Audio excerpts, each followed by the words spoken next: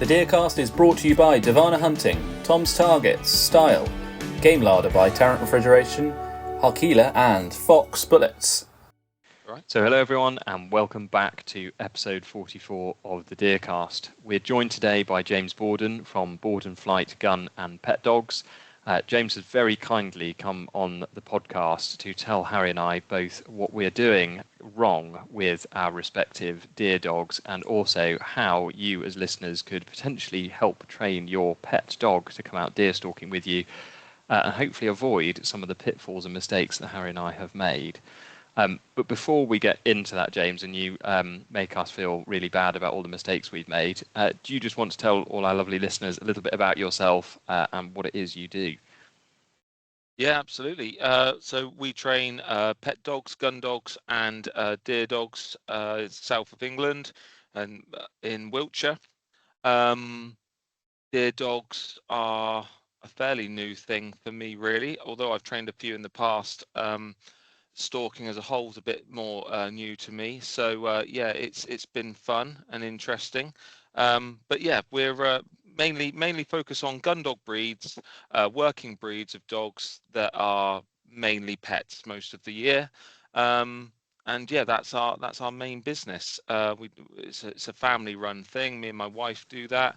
The kids are involved as well. But yeah, it's good fun. Keeps us busy. There's lots of unruly dogs out there, especially some of the working types that some people go for. So yeah, I think we're pretty safe in business for a little while. Amazing. And do you specialize in people coming to you with a dog that they have had for a while, and they go, I'd like to train it to be able to do X, Y, and Z? Or does someone come to you normally with a puppy and say, this is what I'd like to be able to do with it in the future, help me get it there? Or is it a complete mix of both? Mainly older dogs, really, that people want to kind of tweak to suit them, which isn't ideal from a dog trainer's point of view. I think we all would like to get our hands on people and their puppies when they're 8 weeks of age and make sure that they start right. It, I can understand why most people don't. 8 weeks of age, there's not really many problems at that point. It's all going quite smoothly. Puppies are doing what we want them to do, so we tend to think, oh, I don't need any training right now. Obviously, once the problems start to come in, that's when the phone starts to ring. The other reason I would say is that I suppose around here I'm a bit more renowned for uh, kind of saying how it is with dog training a little bit. And I've always said that I will give you the advice that your dog needs to learn. So I'm really keen on teaching the dog in the right way for the dog. And you as a handler, owner, you have to work hard and adapt to that. And I think a lot of modern day training is it's a big business now, and it's very sellable as something that's very convenient to you and sounds very appealing. And I get that people like the sound of it, but it very rarely works out for some of the breeds that we're looking at.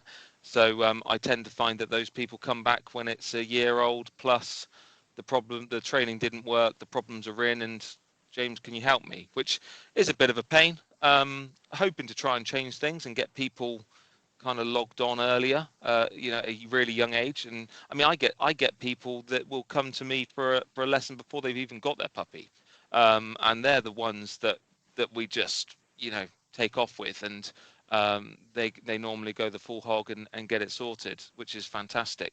Just what how do I do the first 6 months and give them everything they need, show them puppies of our own, intermediate dogs, advanced dogs. There's so much we can do.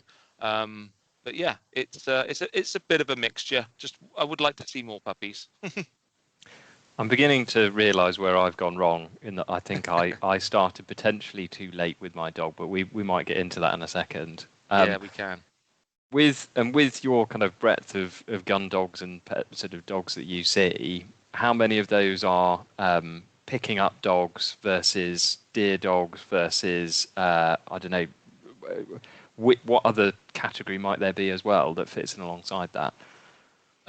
So mainly our main kind of type is going to be working breed of dog that will very rarely go out picking up or shooting a peg or beating. Some never. So these are the main kind of dogs we see. So Labradors, mainly Spaniels, and then we get into the pointers and stuff. So they're not actually going to go on and do much work at all. But people then understand, because the dogs have got to a certain age, they actually need to hone some of those skills in. So picking up dogs, I suppose, would be next. That's I don't know, 30% of what we do, I suppose, maybe a little bit more. Deer dogs, not many. I'd like to think that there's a bit of a change with that soon. You look at kind of what they do in America for deer dogs. They're sending their dogs away for residential training, like people are over here for the general peg dog. It's a big thing over there. Here, it's not as big, really. I don't know if it needs to be, but I think we should take them a little bit further, really, if they've got the ability to do it, for sure. But yeah, mainly my main job is to try and get people to work their working breeds of dogs, even if it's just with dummies, or for example, if you've got a tracking breed, track with it. It doesn't matter that it's for an item of clothing, or I get a lot of people to do truffle tracks. That dog finding that bit of rag with a truffle scent on it, there is a similar buzz to that of a dog finding a dead deer. Um, there's obviously things missing out of that, but the dog will feel like it's achieved something. It doesn't matter that it's fake. A lot of the people that come to us with Labradors, especially, they train their dogs to an amazing standard. I mean, they're better than a lot of gun dogs that I see in the field. They'll never go shooting. They'll never pick up a pheasant, and that's absolutely fine, because the dogs are happy. Obviously, in my mindset, I kind of look at it and think, oh, a little bit wasted maybe. But the dogs are over the moon when they do that really tricky retrieve, and they come back and their owner's beaming. That is the same buzz that dog gets when it brings that pheasant back to us. There's the hunting the natural, using the wind, and finding a feathered bird, and especially if it's a runner, there's extra buzzes that come from that. But otherwise, if the people are taking their dog out training every day and they're creating that buzz every day, compared to a dog that's going out shooting once a week and not getting that buzz the other 6 days, then you kind of it's a good life for a dog. It really is. Yeah, Absolutely. Oh, sorry, go on, Harry. Well, I was just going to say I've spent a bit of time looking at your Instagram page, James, and Oh, yes. I'd recommend anyone to go on and have a look. And I was really enjoying looking through some of your reels of the dogs, and they're absolutely brilliant. And it's really clear that you're really passionate about it, and it's so great to see dogs working. What was it that that made you want to do this job, and what is it that really makes you passionate about training? I mean, I fell into it, really. It was a bit odd. It goes right back to when I was at school and I did work experience. I wanted to go and do. I wanted to be a shooting instructor, and at the last minute, the whoever the kind of governing body on that front is, they said I wasn't allowed to do it because shotguns and health and safety and whatnot. And the place I wanted to do that at had a dog training center as well. So the shotgun tuition coaching all got pulled from underneath me, and I had to go and work with dogs, and I wasn't really happy about it, to be honest with you. I only had a week there, and that was all I needed. Just loved it. Absolutely loved it. Working with all the different dogs, huge access to lots of different dogs in lots of different scenarios of levels of training, and watching training, and opening my eyes to gun dogs. I'd been into shooting, but I hadn't really paid gun dogs much interest, really. So yeah, it was a bit of an accident. was very lucky with where I went and the access I had and the tuition I got given. So and then it started from there really. I then had a weekend job and yeah, had a job ready for me when I left school, and haven't looked back. And then from then, if you work with, and I think any animals, but especially dogs for me, it's just a way of life. It's we look at our kind of hours we work, and we don't take into consideration when you get up and you wake dogs up and you take them out and you're cleaning them and you're feeding them and all the rest of it. It's just part of our life really. So I think once you've got the bug, that's it. So yeah. Amazing. And if someone came to you and said, I'm thinking of getting a dog and I would like it to come out with me deer stalking occasionally, as in it's a sort of more of a recreational stalking dog rather than a sort of professional dog, is there a breed you would particularly recommend, or would you say to somebody if it's going to only be sort of occasional, actually it doesn't really matter that much? I think there's so much to take into consideration, life-wise.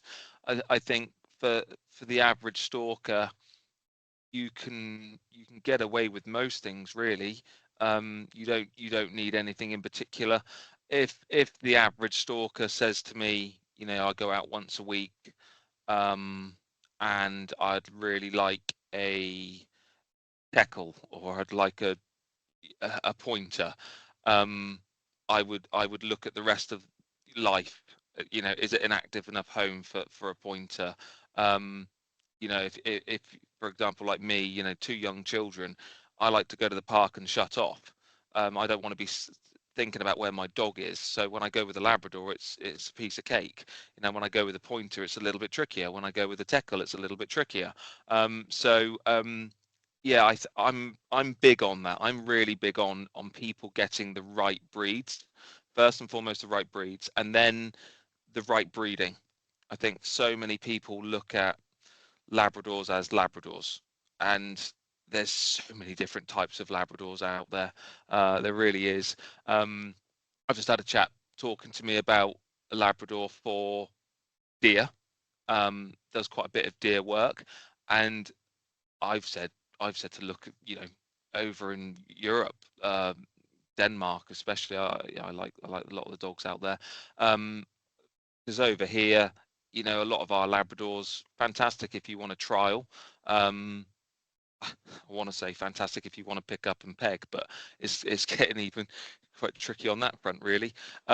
So yeah, I think probably go north up into Scotland. You could find some nice, steady, big, probably Labradors. Sometimes even crossed with some wire hair pointers, which seems popular up there.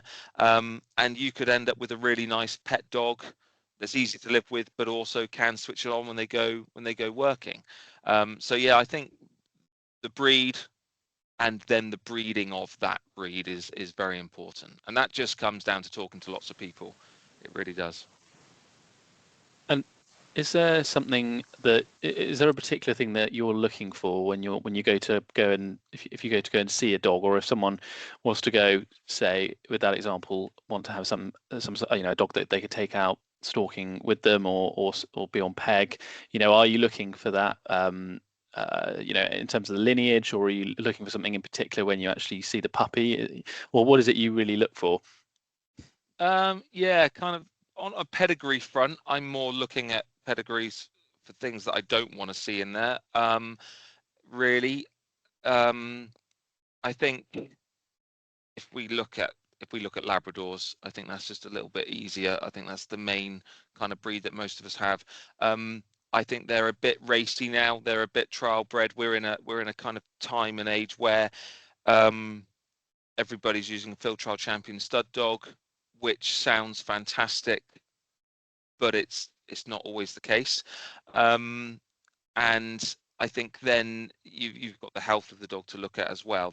That's quite important. But I think yeah, with the everyday stalker. Now, if you start talking about a professional who's out all the time, that's different. You're looking for a different dog there, a different level of drive.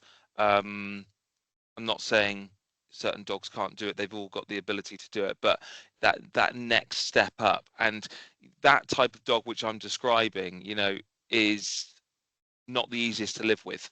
So you've really got to find that balance of how often am I going out? How often am I needing a dog? Um, I don't. I probably. What have I got? I've got one, two, three. Uh, Soon to be four. Well, five deer dogs. I mean, I don't need it. I love training them. I don't take clients out. I don't have people taking pot shots and all the rest. I help people out when they ask for it. But realistically, I don't need that many dogs, and I definitely don't need high drive, because that would be a nightmare to live with. So I'm looking for a calmer dog.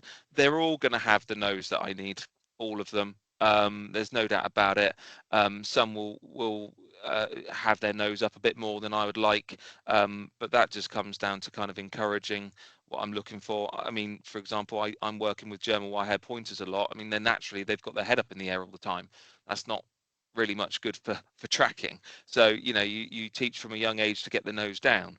But then I teach them to be gun dogs as well. So at times I want their heads up and I want them using the wind, and at times I want their noses on the floor.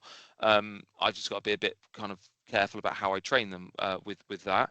But yeah, drive. I like a retrieve. I'm a real fan of a retrieve, no matter what dog I'm getting. So if it's a spaniel, pointer, or a Labrador, which obviously should be quite natural.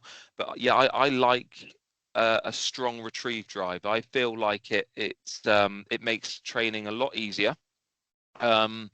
And it's a really good leveler. So through retrieve training, I can do all of my calm training, all of my relaxing self-control side of things, which is important. I'm not talking about the likes of what the police and the search dogs are that drive for that tennis ball. I'm not talking about that. That's a whole different ball game. That's normally instilled by us anyway. But yeah, I like a calm dog, level head. And yeah, that's everything I need, really. So this is potentially a controversial question. There seems to have been, I've noticed it particularly on Instagram over the last probably 3 years or so, a real push. And anyone who does a little bit of deer stalking and thinks they want a deer stalking dog to come with them, they've all gone out and bought Bavarian Mountain Hounds. Yeah. Your thoughts or comments on that, if that's not too controversial? I mean, I think there's in the future there's more chance of them being a bit suitable for the average Joe Stalker. But right now, you'd have to be really careful about the breed lines of that puppy. The mum and the dad, why they were put together and what they're like as a dog. Because I think for most of us, they've got a bit too much about them, and not all of them, obviously, not all of them. But yeah, they're not the easiest to live with. And when you say too much about them, because I have no experience with them whatsoever, are they just too intelligent, or are they too highly strung, or? It's that want to go and find that deer is extremely strong. I mean, it's not that much different to a teckle, really, in regards to driving. Once the teckle drops its nose on that scent, I mean, people will say they ignore you. I would argue if the thing can even hear you anymore. It's so engrossed in what it's doing, and that's what I feel about them as well, really. Yeah, I think they need more than the average stalker can give them to be happy. I can't imagine. I haven't done any of my truffle tracks with one of them before, but I can imagine it's not going to be too happy when it finds a rag with a bit of truffle scent on it. I think it wants something with fur on it. So a little bit, but then there's German wires like that as well. A lot. So you're talking about kind of, I don't know if it's fashion or not. I mean, they are the deer stalking dog, aren't they? But if we look at the German wires, a lot of the people are buying, for example, German lines, strong German lines, mainly because of how they look. That's why I find a lot of people over here buying them for, because they're absolutely stunning. They're built like tanks. They've got that deep chest, that chiseled head, but they're another level of hard than what we need. We don't need that over here. We haven't got the boar. We're running down. They're not. Yeah, I think our German wires. Some of, for example, like I said, I like the Danish lines a bit more. They're a bit finer. That maybe they're not as nice to look at, but they're much more practical. So there's that situation with the same breed but different lines, or in this case, coming from different countries, and very different results. Very different mentality of the dog. A lot harder. I think that's what's kind of coming through. If we can get the very amount of hound and really put some breeding into it to tone it down, then it could change. But then you've got to kind of ask yourself, that's not really what they're about. So No. yeah.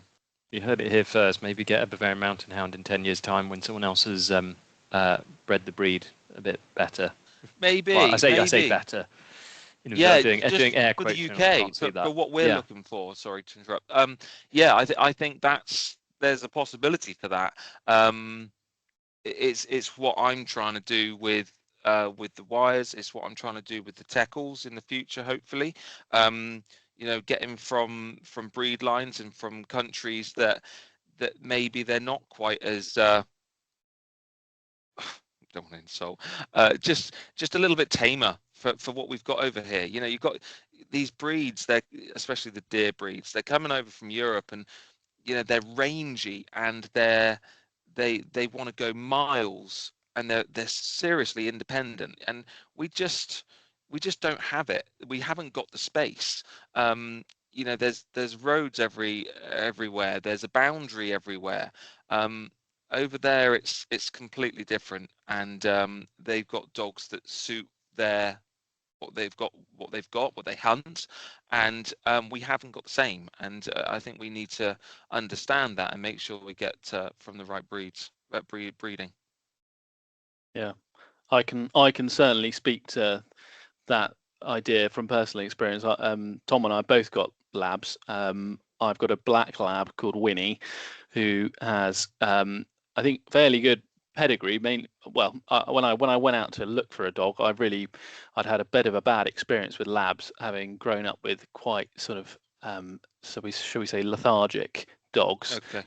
And I wanted something that was going to be a bit sleeker and a bit, but also have some, have enough instinct to go out and stalk. And in hindsight, I maybe should have gone a bit softer on that. She's brilliant, and I love her to death, but she's got such energy, and when I take her out stalking, she's in her element, but as a pet she needs a hell of a lot of exercise and mental engagement, and I find myself in the position of thinking maybe I should have gone for something with a little bit less field trial sort of lineage, shall we say, in terms of the pedigree.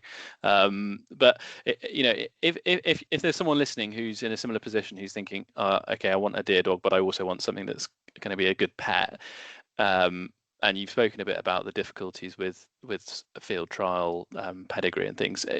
Would you recommend speaking to somebody who's got a lot of experience, or a trainer or someone like that, to try and identify the right sort of dog in terms of pedigree, or how would you start that sort of journey? Yeah, I think you've got to talk to people within the breed, really. I mean, again, we're at a different time now, where if you phone somebody who's got a litter of puppies, especially with some of these breeds that are not as easy to sell, I'm sure conveniently that their litter will be perfect for what you're looking for. And I think that we see that daily.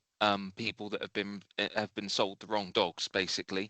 We talk a lot about, or people talk a lot about owners, choosing the wrong puppy, but I think we've got to put a bit on the breeders, because they're not maybe running through the checks that they should run through, I think. So yes, I feel like the trial thing, you've got to be careful with the trial thing, because it's not as simple as across the board trials are. Trialing dogs are bad, especially if you look at the pointers, the pointers in Europe. The trials they do over there are completely different to what we've got. Our pointer trials, if I wouldn't mind having a trial line pointer as a pet stalking dog, as long as it comes from the right lines. But for something like a Labrador, yeah, I would steer away from a lot of trial lines, really. It just won't be helpful. But there's a lot of people that will help. I think you just got to trust this good old-fashioned thing, which is your gut feeling. When you phone someone and you talk to them, we used to get that gut feeling, which we all used to trust and follow. But I think now we phone up people that have a lot of followers and have a lot of clicks or whatever it is, and that is dangerous, I think. And I mean dangerous. I really do. With some of the breeds, it's really dangerous. If they're responsible and they're not selling to just anybody, then we're okay. But that's not always the case. And when you start, what German wires are a classic. It's such a shame, but a lot of people know that there's lines of German wires out there that are really not very nice, that they've got a nasty edge to them. And it's not a surprise when you look at what these dogs are designed to do. It's not a surprise at all.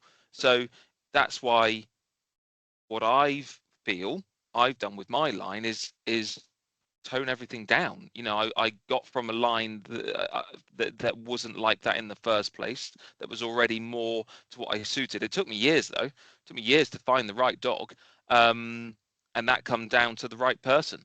You know, anybody who's interested in anything to do with pointers, I think, should get in touch with Rory Major, and that's what I did. I think he's absolutely fantastic.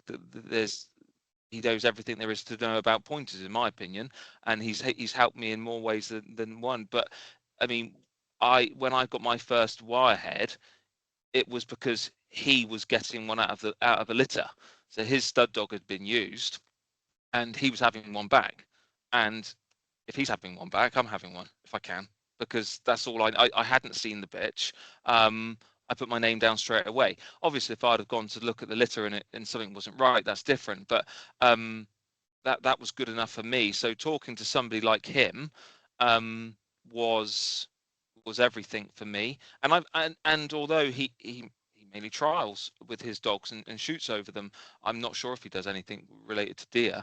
But when I phoned him back years after getting my pup, I'd stayed in contact with him, and I said, look, I've really got into deer stalking. I turned this dog over from a gundog. She was a gundog for 4 years. I've turned her across to being a deer dog. I really want to go and use a big strong deer dog on her and create this deer dog line. And all excited as you do. And he said, look, this dog, she's beautiful. She's a calm gun dog. She was easy to train. She easy to teach not to chase deer and all the rest of it. And she tracks and finds you deer. Why would you want to go and put that to a dog that could bring in some high level of craziness? Why don't you go and use a similar dog to what she is, that calm, level-headed, strong retriever, easy to train? And if you want a bit more drive, you can put that into that dog. But when you've got that high drive, it's really hard to, well, you can't take it out. You can hold it back, but you can't take it out. And just amazing advice, really. And that's what I've gone with the whole way through. So, talking of amazing advice, and I've been biting my tongue for the last whatever it's been, 45 minutes since we've been recording, because the question that I am dying to ask, which I know a number of our listeners are probably thinking as well, is if they followed all the right advice, they've gone out and got a sensible breed of dog, they've got got it from a good line. It's mainly going to be a pet dog, but it is going to go out and do sort of occasional deer stalking with them. If you were to have the absolute perfect candidate in that they rang you the day they picked that puppy up and said, right, how do I train it? What should I do? What would your advice be?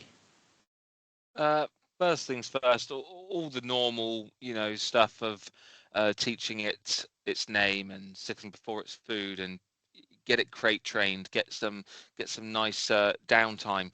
I think and retrieving, that would be so play retrieving with that puppy, very very small amounts, but just from a young age, just encouraging a retrieve. Uh, unless maybe you want a beating dog, that's all you're looking for is a beating dog, then obviously we try not to teach the retrieve too much, because we don't want the dog wanting that, but that's hard. I think that's the main thing really. A small amount of tracking, for a puppy, if you want to, but just spending lots of quality time with it, really. I think the main things that people underestimate that I would like people to think about more is food, the quality of food, and sleep. I think most of the people that I see with with any dogs, actually, it doesn't matter what age they are, most of the dogs aren't getting enough downtime. And obviously for a young puppy, that's really, really important. And then what we're starting to see is we're seeing dogs that can't switch off. They're up and down all the time, and they're exhausted. They're exhausted. So I think what a lot of people are kind of finding is they say, "Oh, little Rover, he's a bit dumb. He's not very clever. He's not learning well."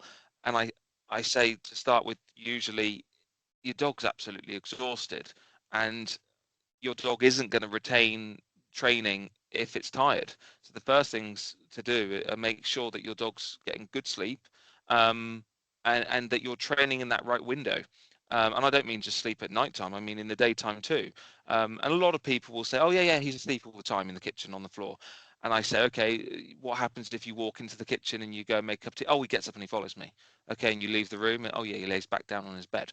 And then the doorbell goes, "Oh yeah, he's up again." And it's not quality sleep.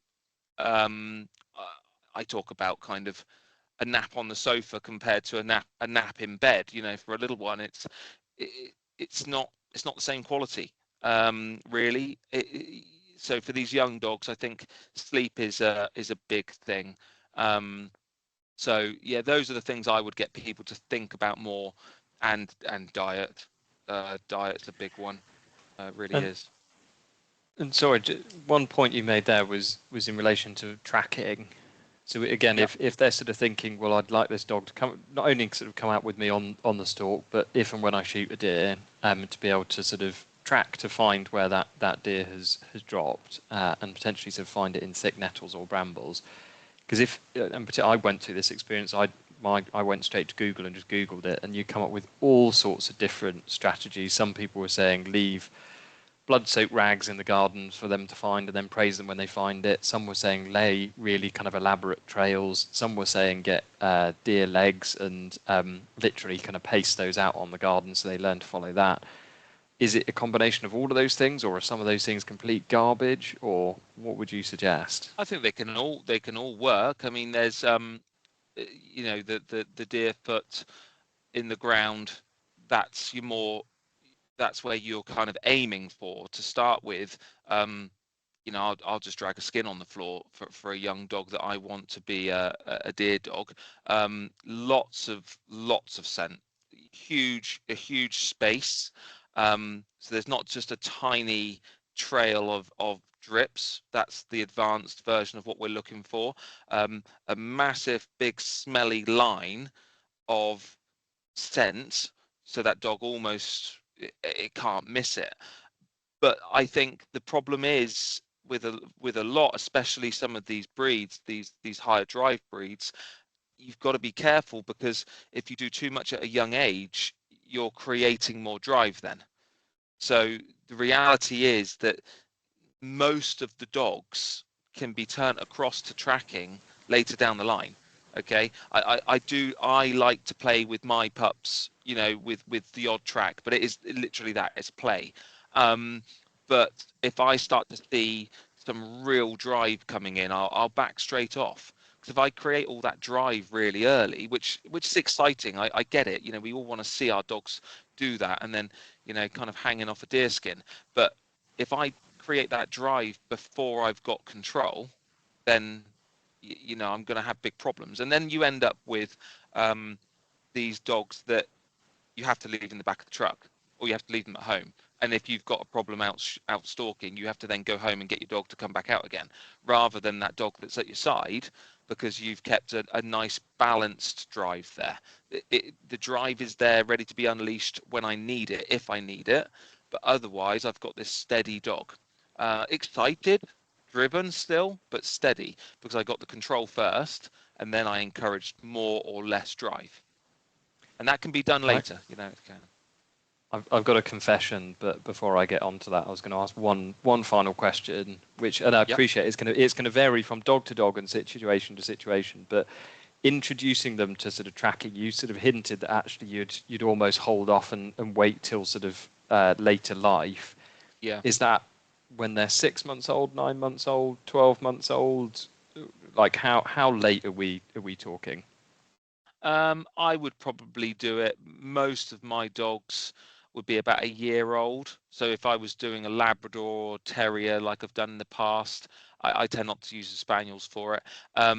Yeah, I can teach them to be a gun dog to a pretty high standard within a year, and then I teach the gun dog because the gun dog has all the foundations of the steadiness and the self-control, which is useful to stalking too.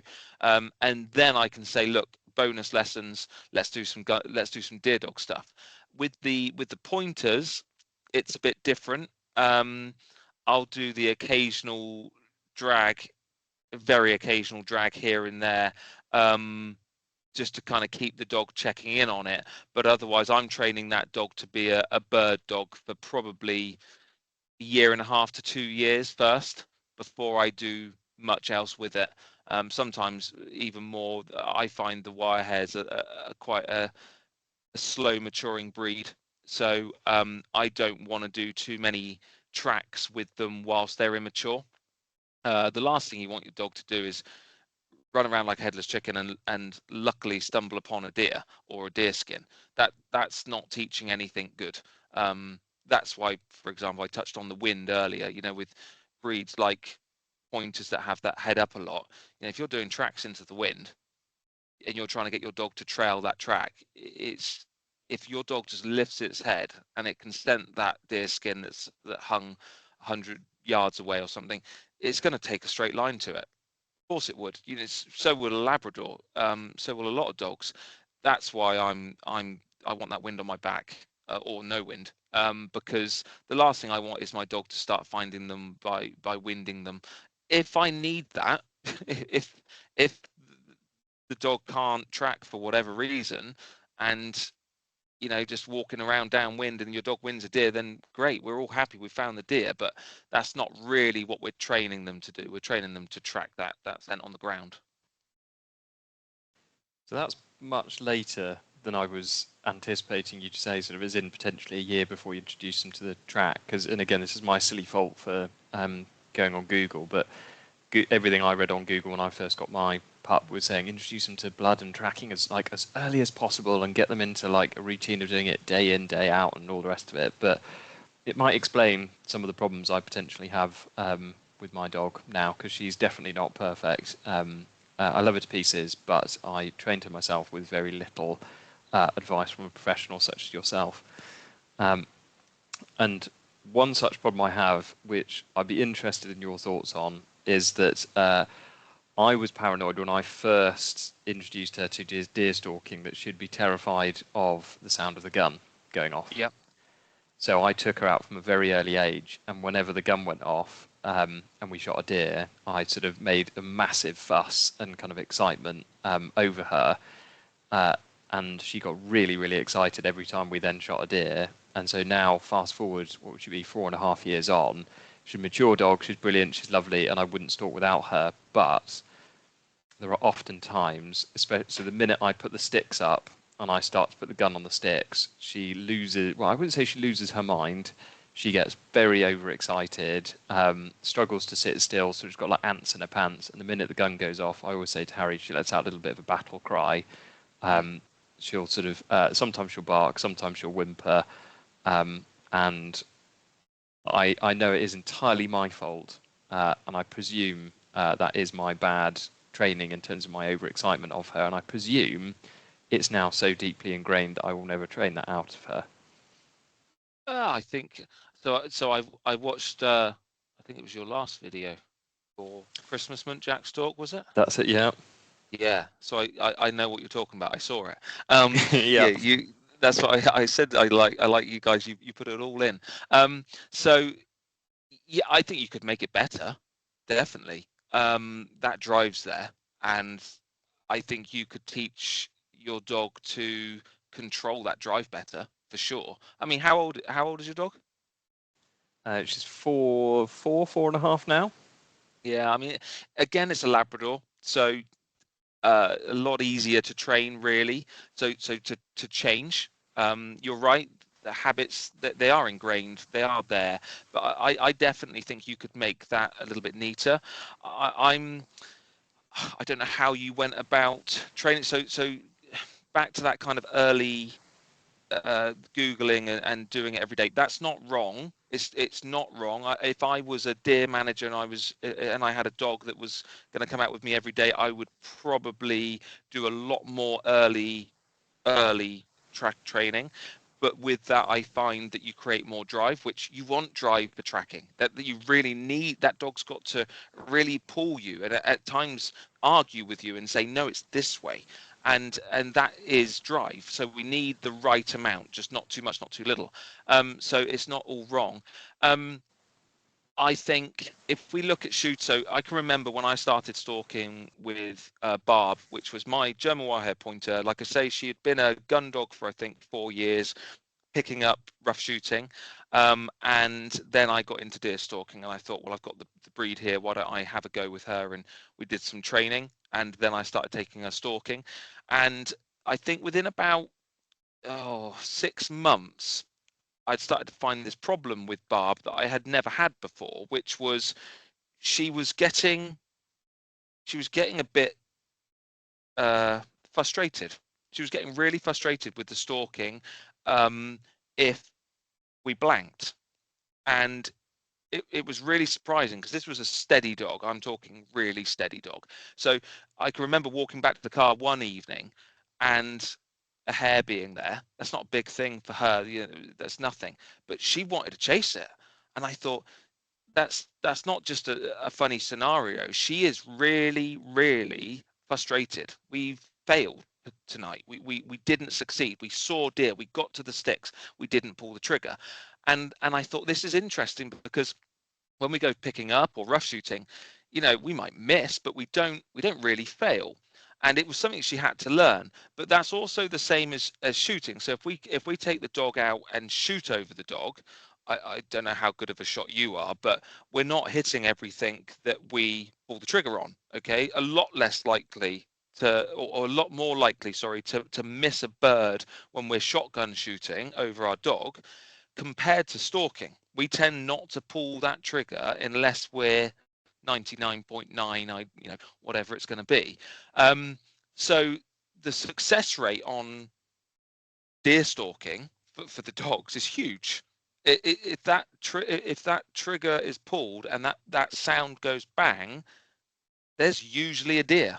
It's either dead or alive, but there's usually a deer there to go and get. So it's massively exciting. And I don't know if you know much about gun dog training, but years ago, it's all changed now, but common practice used to be when you were training a young dog, you threw 10 dummies around that dog's in a sit stay, and you picked up 9 of them, and your dog was lucky to get one dummy out of the 9. That's a good lesson to learn, especially in the shooting field where they're marking however many birds come down, and they're not always for them. So you teach that dog very early through that method that not everything's for me. Don't get overexcited because that's pointless. and hopefully we'll get something in a minute. Whereas if we only go deer stalking, then I think you almost end up with a spoilt dog, which makes sense if you think of it like that. But you're right to kind of worry about shot though. I think that was sensible, especially with stalking, mainly because of the times of day that we go stalking.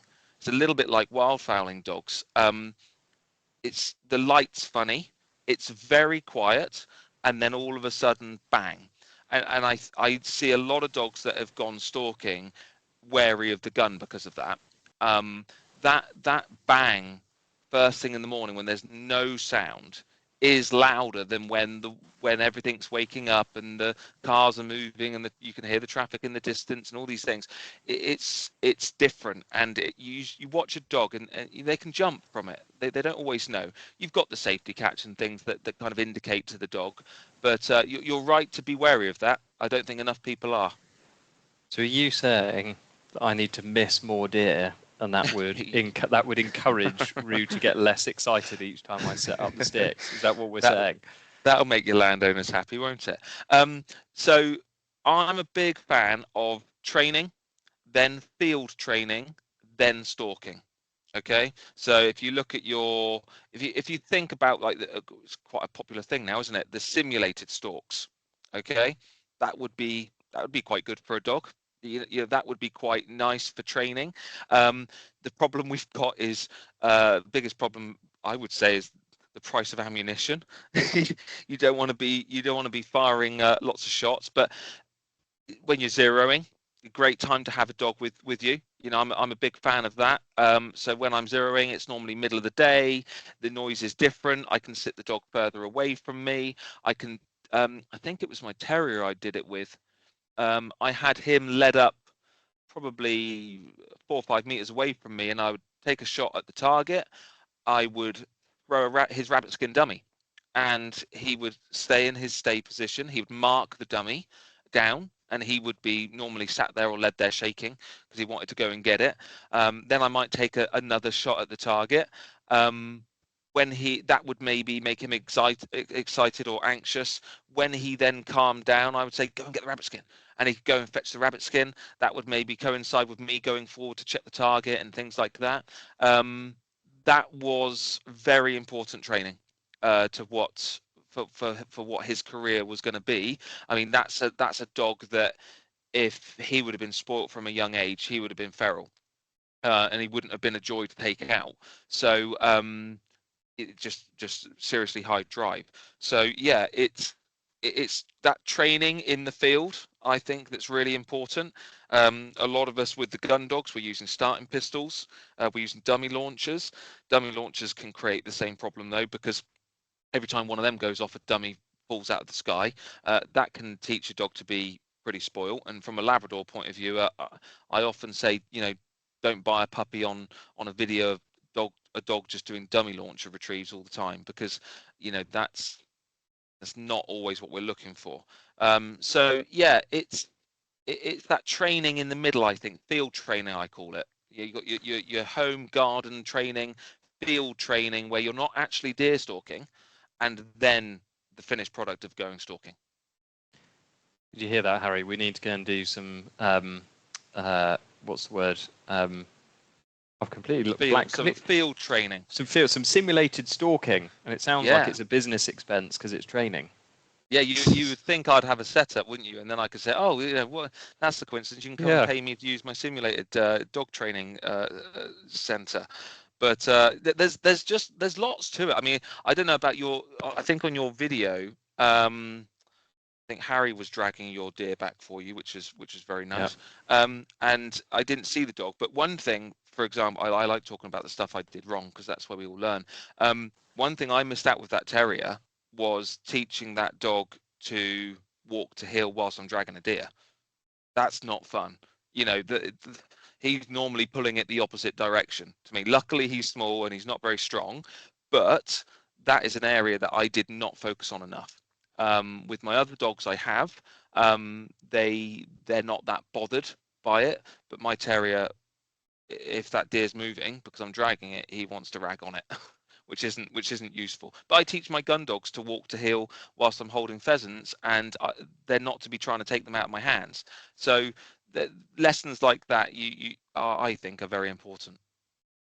I can definitely hold my hands up and say my lab very much does the same thing. Tom and I went out a couple of weekends ago, and I shot a Chinese water deer, and she plucked most of the fur out of the back half of it before we'd even got a chance to get there. And yeah, she likes to tug it the opposite direction when I'm dragging it, which is again my fault entirely for encouraging her when she found one, and she would kind of bite into it, and I go, oh, well done. But maybe that was a bit of a silly thing to do. Well, no. I made the same mistake with Barb. I just thought, right, anywhere on the deer, just get on and grab it. That's good. She's found her reward, which is nice.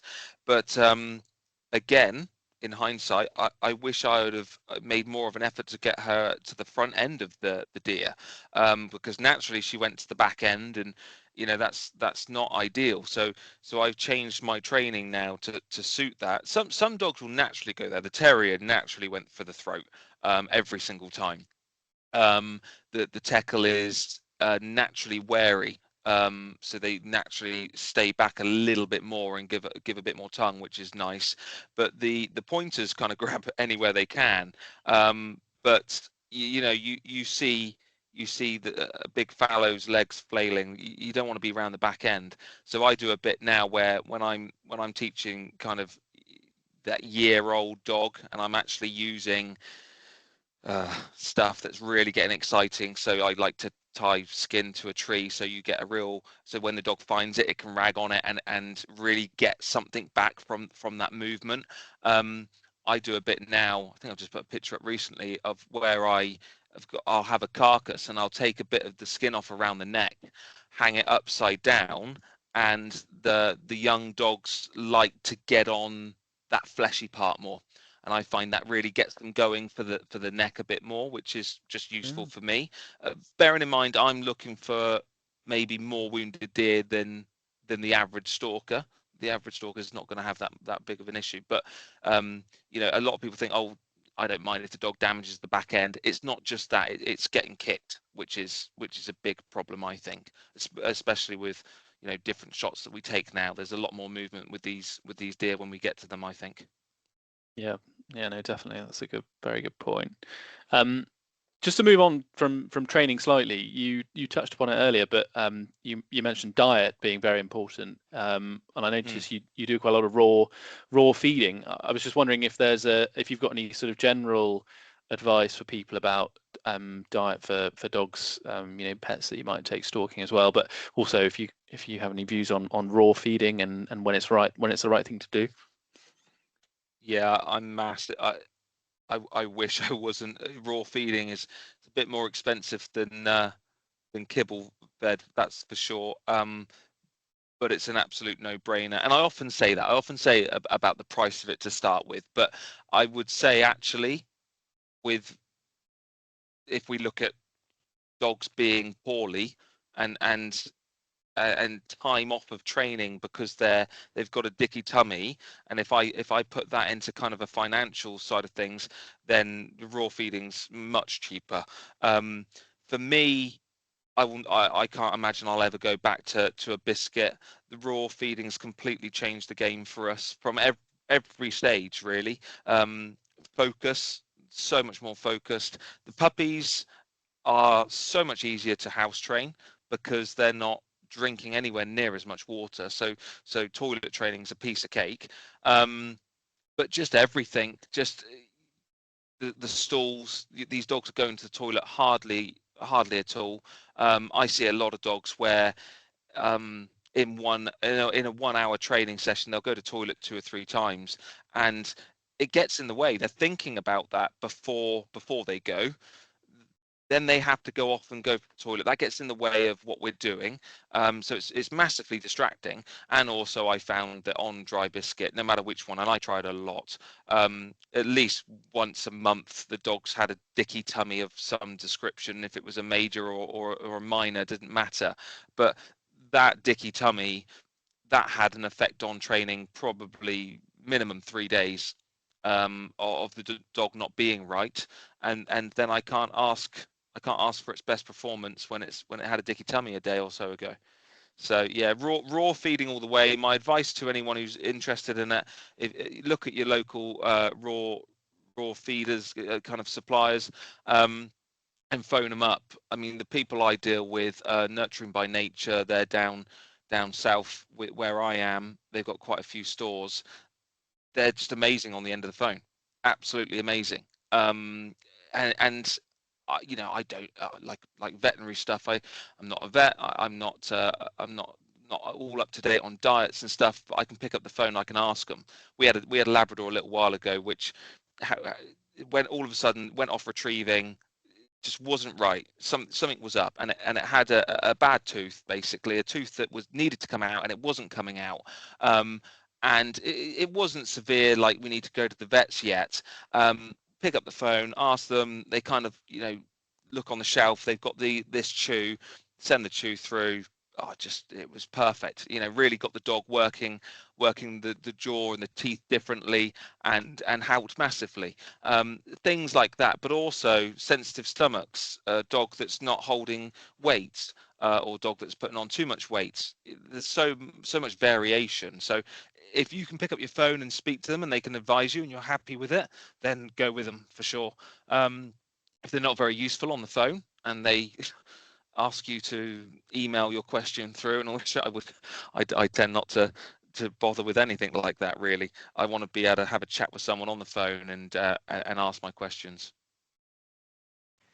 That will be music to Harry's ears, James, because he feeds his dog Winnie on a is it almost sort of exclusively raw diet from the deer that we shoot. So she's a very, very, very lucky dog. Oh There yeah, we go. that's the only problem I find. Venison. It's all right for my dogs in kennels, but the dogs in the house, I tend not to give them as much venison. That's a unique smell that can come from them when they've had a good venison meal. Yeah, I used to, when I butchered a deer, do a sort of dog mince pile, and I would feed that with all the offal mince in as well to my dog. But I learned quite quickly that the smell of a dog that only eats venison, especially livers and things, is best, like you say, kept outdoors. But she does have quite a lot. I feed her the legs from the fallow deer that we shoot. She has about one of them a week that she absolutely loves. Always amazes me that a dog can consume the entire thing within about 25 minutes, including all the bone and everything. May not be the best thing for them, but I don't know. No, I think it is. I think it's really good for them. On quiet days, if we've got a bit more bad weather, more of a family day, the legs come out straight away. Led in the garden or led in the kennel and chewing on that leg for an hour or however long it takes, that's achieving something. That's like you and I sitting down and doing a puzzle. We're not physically moving around very much, but we've engaged our brain. Maybe not as much as we need to every day, but I think every now and again it's okay to sit down and have a bit of a more of a lazy day where we achieve a small amount. And that's the same for the dogs. They need some time off of training, and sometimes life just gets in the way. So something like a chew like that is very good. The only thing I found out last year, so I've been feeding deer legs for a long time, and like you say, most of the dogs consume the whole thing, which is absolutely fine for me. But I had a dog that had found a sheep hoof out on a walk, and I don't know how long it had been there, and that dog ate that, and so the hoof became almost rubber. If you can imagine, like when it's fresh, they can really get through it and they can digest it properly. But this hoof had become rubbery where it was old, and it ended up puncturing his stomach lining, and he was really, really, really poorly from it. Not trying to terrify you, but as long as it's fresh, because I don't know what your dog's like. Labrador probably gets through it, but I've got a spaniel, and she's a little rat bag. She'll eat so much of it, and then she'll go and bury it in the garden if I'm not careful. And it made me think about, if I was to miss that for a little while, I'm sure my Labradors would hoover up behind her. But if I was to miss that and come back, that could catch me out, and that could be a problem. But one of those lessons from kind of a mistake, really.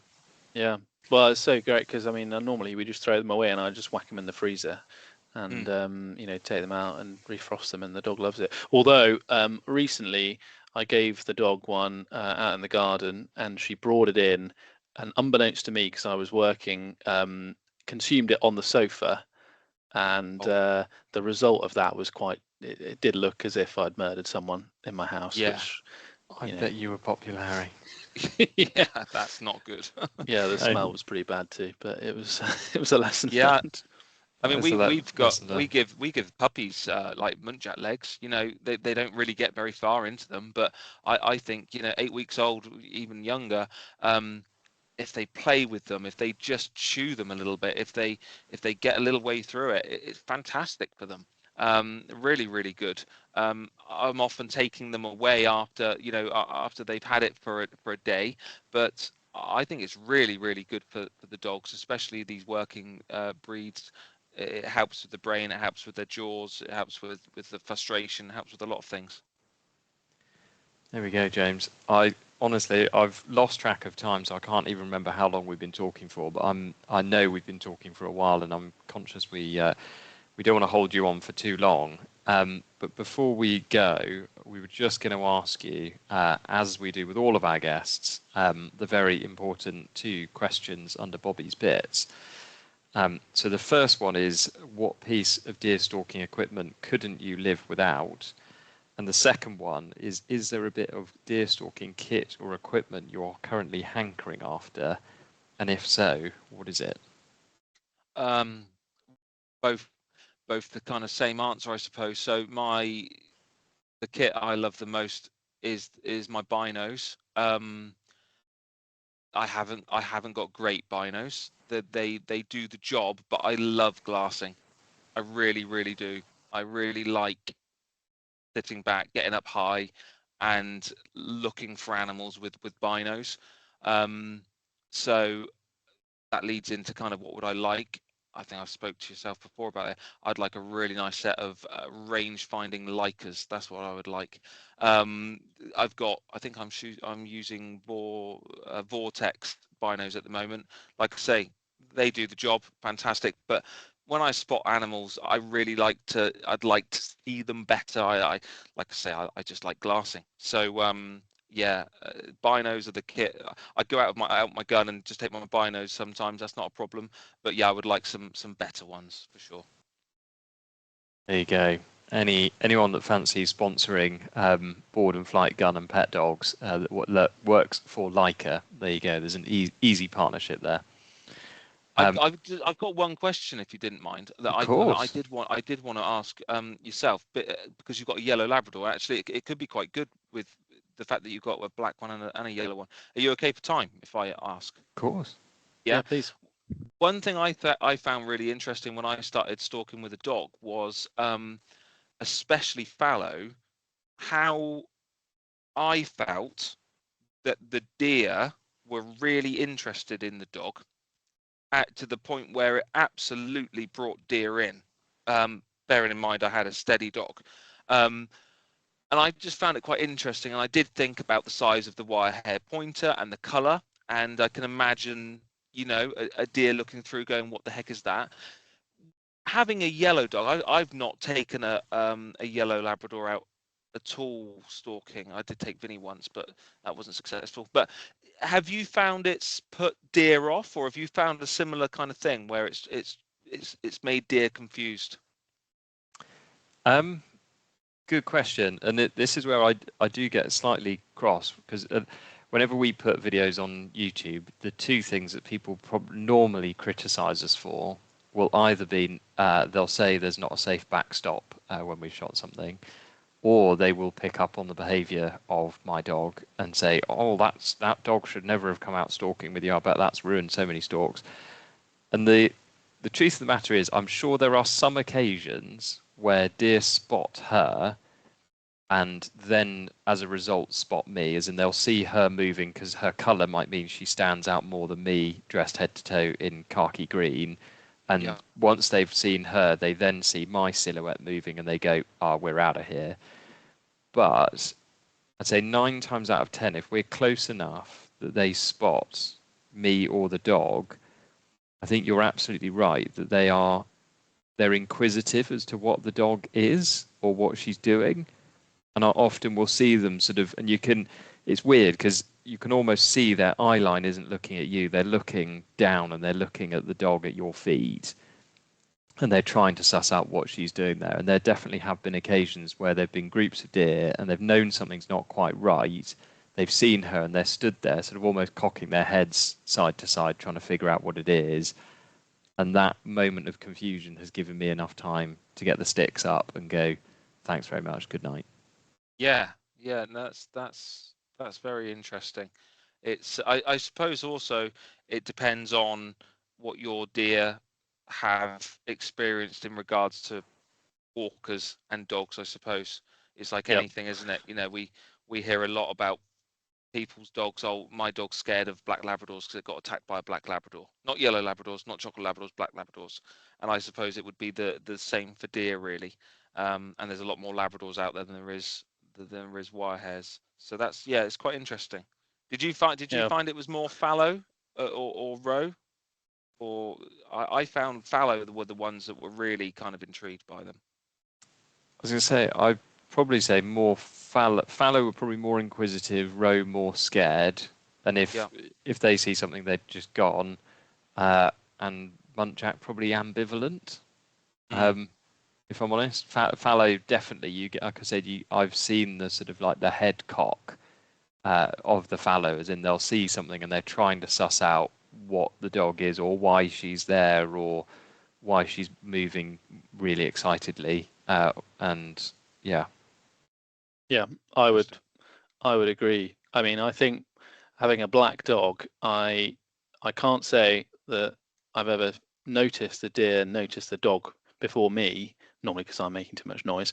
But there's definitely been occasions when I've been stalking fallow. It's really only fallow I've noticed it, where, like you say, Tom, they'll cock their head and look at them. And I think round us, we have a lot of public access and walkers, and I think they're sort of thinking, if you're on your own and you're off the footpath, then that's like danger. But if you've got a dog with you, they're sort of are they thinking, oh, is he safe? Is he a dog walker? What's going on? And there's that, is it a muntjac? Is it something else? And there's definitely been times when I've had that extra couple of seconds to be able to take a shot because the dog's been sat there and they've been trying to work it out. But there's probably been an equal number of times where the dog's bumped a group of deer or something like that, or run off the lead or whatever. But yeah, no, I think that's completely right, especially like you say with fallow, where they're just so inquisitive. But yeah, roe and muntjac, I've never seen them really notice. I wonder, I've never stalked red deer or seeker with a dog, so I wonder what they'd be like. But yeah, it's certainly something I've noticed. there's only one way to find out, Harry. Exactly. Yeah. No, it's interesting. It's really interesting to talk. Like you say, it depends on a lot of factors, doesn't it? Really, but I think it does. I think it does confuse them. Definitely moving in the way that they are. These unruly dogs that are chasing deer across the countryside. They're not moving like our dogs are by our sides. Even if your dog's bouncing around a little bit, it's not in the same way. So it definitely was something that I noticed early on, and I found really, really interesting and useful. So I wanted to ask for sure. There we go. Happy to help and return the favour. There you go. But James, you have been an incredible guest. Thank you very much for being so generous with your time. We'll include a link to your Instagram page and other bits and pieces in the description of this podcast. So if anyone like me has got a slightly poorly behaved dog and would like some of James's help with it, then you'll know how to get in touch with him.